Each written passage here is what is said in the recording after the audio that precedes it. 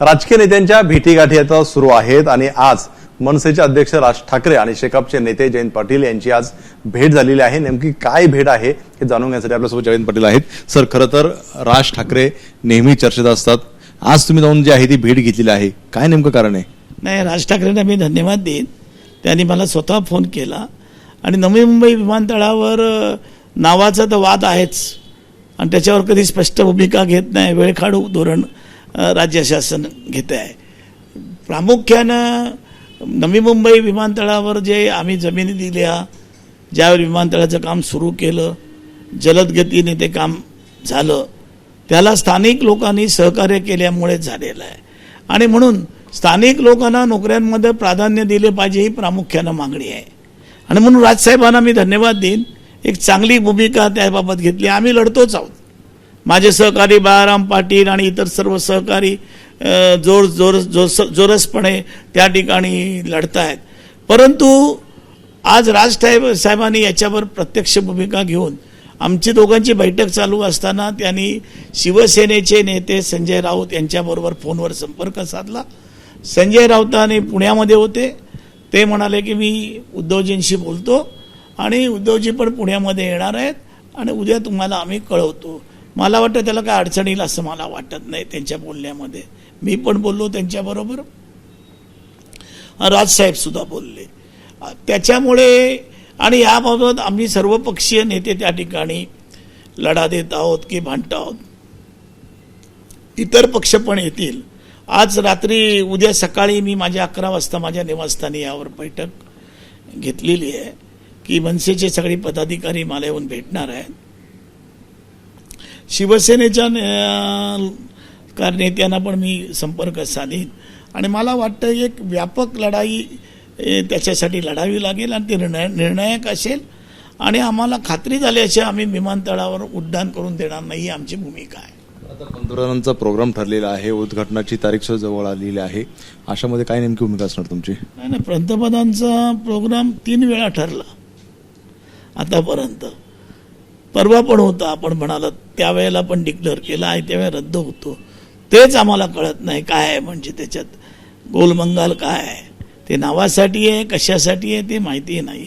पण याबाबत मी सविस्तर उद्या नक्की बोलीन की याबाबत आमचं काय म्हणणं आहे आणि कशा प्रकारे घेतलं गेलं पाहिजे।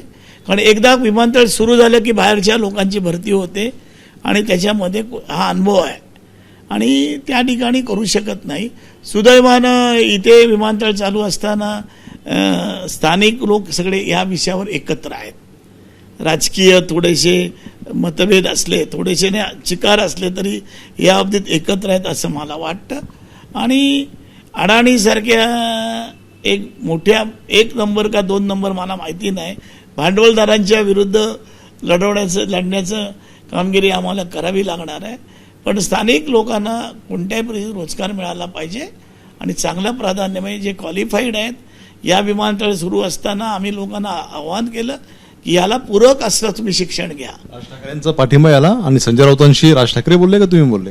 नाही, दोघंही बोललो आम्ही।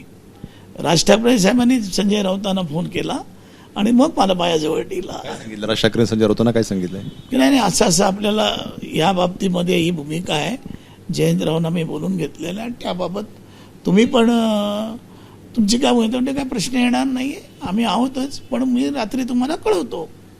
पुढच्या आंदोलनामध्ये उद्धव ठाकरे, राज ठाकरे आणि जयंत पाटील असे एकत्र पाहिजे पण येतील ना, का जे या भूमिकेत स्थानिकांच्या बाबतीत आहेत त्यांना आम्हाला स्थानिक लोकांना नोकऱ्या मिळाल्या पाहिजे ही आमची भूमिका आहे।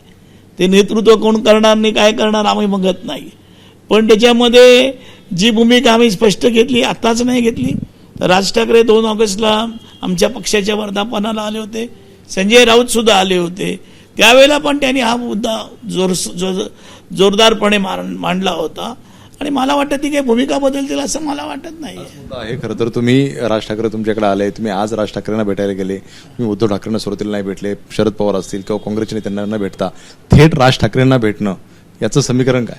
नाही, मी भेटलो नाही, त्यांनी मला बोलवलं, त्यांनी विचारलं, आम्ही 1.5 तास आमची चर्चा झाली या विषयावर आणि त्यामुळे काही तो विषय नव्हताच ना की पवार साहेबांना घ्यायचं की नाही। पवार साहेबांची भूमिका 100% आहे।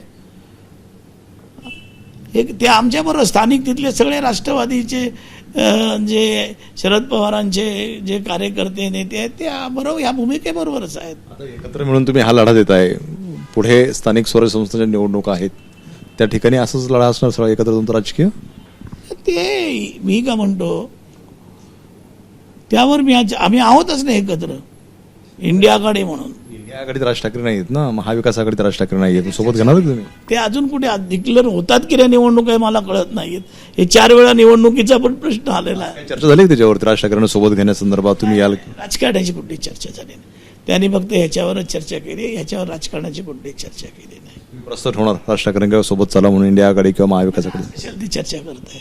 आज दोन्ही बंधू एकत्र झालेत, महाराष्ट्राला आनंद होतो, आमच्यासारख्या कार्यकर्त्यांना पण आनंद होतोय की एक वेगळी एकत्र येऊन भूमिका लढवण्याची भूमिका जी ठाकरे बंधूंनी केली त्याचं मी स्वागत करतो. आधी पण केलेलं, तुमच्याबरोबर बोललेलं याच्यावर मी. याच्यावरती सगळं प्रश्न जे निर्माण करतात का, एकीकडे राज ठाकरे उद्धव ठाकरेंना भेटतात आणि लगेच देवेंद्र फडणवीसांना भेटतात, त्यामुळे राज ठाकरेंचं नेमकं काय चाललंय हे लोकांना संभ्रम आहे. चुकीचं आहे. राजकारण मी पण भेटतो देवेंद्र फडणवीसांना, ते पण फोनवर बोलतात. राजकारणात काय असं नाहीये, तुम्ही विनाकारण विषय कुठेही नेऊ नका.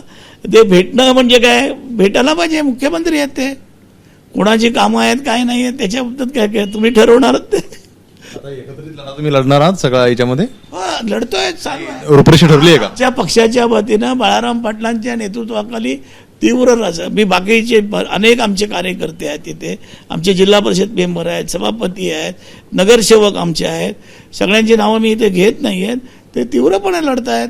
पंतप्रधानांचा कार्यक्रम आता सुद्धा जाहीर झालेला आहे, जर पंतप्रधान उद्घाटनाला आले तर तुमचा विरोध असणार आहे का, आणि जर असणार असेल तर कसा असेल? नाही, त्याच्यावर मी एकटा भूमिका कशी करणार? उद्या आमची मिटिंग बैठक होते, आज आम्ही मोर्चा तर काढणार आहोत, पण त्याच्यावर कुठलाही निर्णय घेतला गेला नाही. आणि पंतप्रधानी आल्यानंतर एक ठोस निर्णय घेतला नाही तर आंदोलन कशा पद्धतीने करायचं आहे? पवार यांचं राज ठाकरेंचं मत आहे की आपण उड्डाणच आम्ही रोखून धरू धावपट्टीवर बसून. याच्यामध्ये काय आमचा विरोध नाही आहे. आज आमच्या जमिनी मातीमोल किमतीने घेतले गेलेले आहेत आणि त्याच्यावर करोडो रुपयाचे आज सगळे भांडवलदार येऊन